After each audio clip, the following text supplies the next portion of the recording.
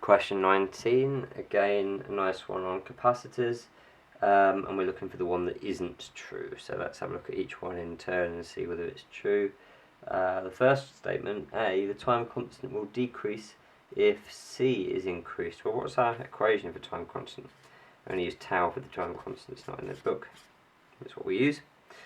Time constant is RC, so if I increase C, what's going to happen to the time constant? It's going to increase, so A is definitely wrong. If C is increased, the time constant will increase, not decrease. So A is definitely wrong, that's your answer straight away. You don't even need to look at the other three, but just for fun, let's do it anyway.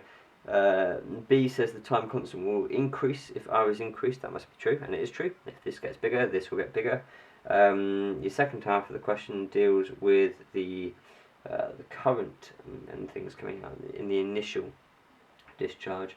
So charge to the same voltage, the initial discharge current will increase if R is decreased. We can see what will happen if we look at the equation for I.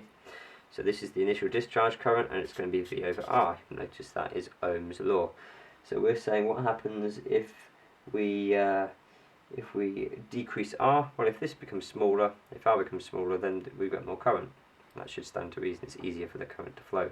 So that's going to definitely be true. And D, if we change C, what happens to the initial discharge current? Well, the initial discharge current is given by V and R. It's not going to be affected by C, so that one is going to be true as well. So A definitely has to be the correct answer. It's the only one that is false.